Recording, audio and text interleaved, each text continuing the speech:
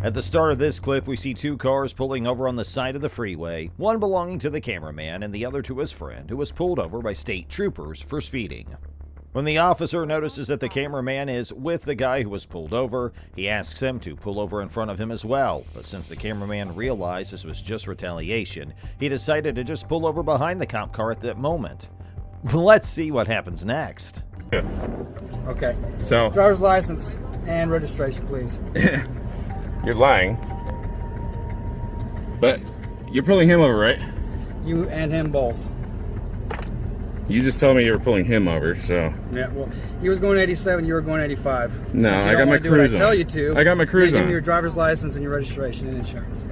The cop asked the car driver to provide his driver's license and registration papers, to which the driver replied that the cop must be fooling around as the cop pulled over the driver's friend's car. The officer replied that he has pulled over both cars. The cop decides to cite both drivers for speeding, even though the cameraman claims to have his cruise control on. Well, you gotta give me a minute for the registration, but here's my license. And you realize that, how can you see my speed when he's right in front of me? You're following him. So here's what I did. I hit my front radar on him. He was going 87. As soon as he passed, it went to 85 on you. I'd never stopped the radar.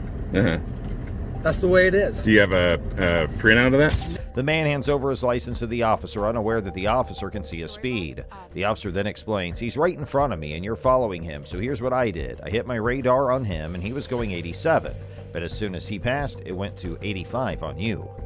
Now, when I make a traffic stop, if you don't do as I say by pointing to the front of him, as you by say, being behind is that me, lawful? I'm trying to make sure I have... lawful order? Yeah, it is, because it's officer safety. You're obstructing my traffic stop. Officer safety is not a law. So, I want you to pull the front of him so that you're not behind me. Quote me the code for that. So that I can make sure that I... Can you quote me the law for that? The officer then declares that we'll conduct a traffic stop. If you don't do as I say and I pull in front of him, I'm doing everything I can to ensure officer safety. You're in my way, so I'd like you to pull the problem behind me just to be sure. The code? I'm not going to pull you the law for that. Then there is no law for that. Order. It is a lawful order. There's got to be a code for it. Stop. There has to be a code for it. For officer safety, there is no code. I don't care. Just like there's no code for public safety. Why is it that you won't do what I tell you to? I'm with him, okay? It's not safe for me to just pull up ahead. The man knows that the cop is lying and building up the laws that are not real, so he asks the cop to quote the law for whatever he says. I don't exactly go to the front of people's vehicles because if you had a gun or something like that, you could always... What are you so scared of? What do you mean, what am I scared of? That's the way we maintain our officer safety. You think everybody's out to get you? That is the way we maintain our officer safety. I don't know who you are. I don't know where you're coming from. Your officer safety issue is ridiculous. You realize that?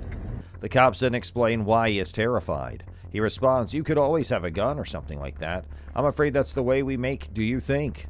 Everyone's trying to get you. That's how we made it. What do you think? Here the man responds, I don't know who you are and the safety issue is ridiculous. You realize you have one of the least dangerous professions in the world and I don't have to cooperate since you didn't pull me over. You pulled him over.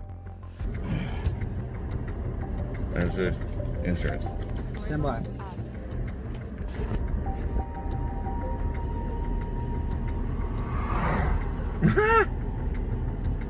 The man gives the insurance and registration to the cop, but what happens next is going to shock you. They just leave.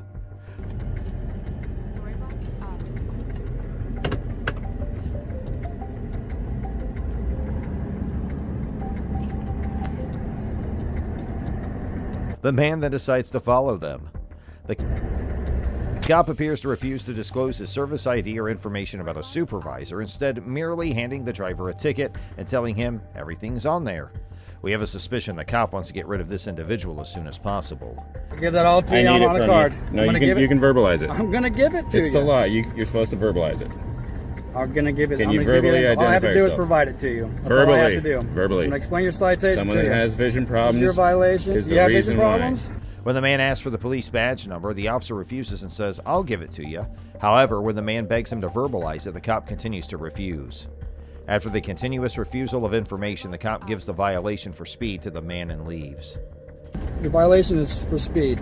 We're going 85 and a 70. I'm going to give you a violation citation for 80 and a 70. What's your name and badge number? Right down here. What's your name and badge number? Are you going to fail to identify? And now our next interaction between the cops and a citizen. The video begins with a man standing on the road leading to Iowa State Prison. Despite the fact that the road is publicly accessible, the cops say that it is private property. And your instructions on how to pay out a contest, whichever you choose. My information Who's is your down here. supervising officer? Huh? Who's your My supervisor? information is down here. I'm providing that information to you. Who's your There's supervisor? information. Have a safe day. The cop approaches the man and tells him, "We're not going to be concerned about you standing out here filming if you go back and approach that prison. If we get a call about that, we'll come up here and arrest you." That leads to you being warned by an employee to keep off the prison location. So we rode our bikes back this way because there's no signs right here saying that it's, private property or not publicly accessible. Subscibe. And so we rode back over in here, and Dum Dum decides to tell me that we're on private property. I understand it's penitentiary property, but this is a public accessible road to their visitors' parking lot. So, Storybox Audio. The cameraman shows the location and mentions that we rode our bikes back this way because there were no signs indicating that this is private land or public property that is not accessible to the public. So we came back in here and he informed me that we were on private property.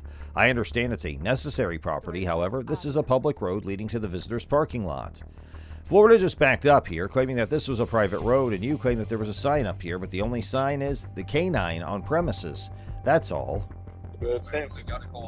yeah, I know, and it's over this road. He says it's private, but there's no sign saying it's not. So, and there's the parking lot's right there, right?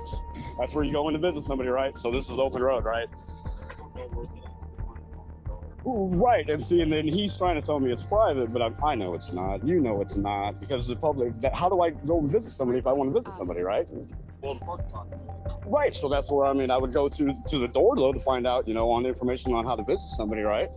The parking lot's not public. That's their problem. Right. See, and I say it on. You're good as long as you're on the road.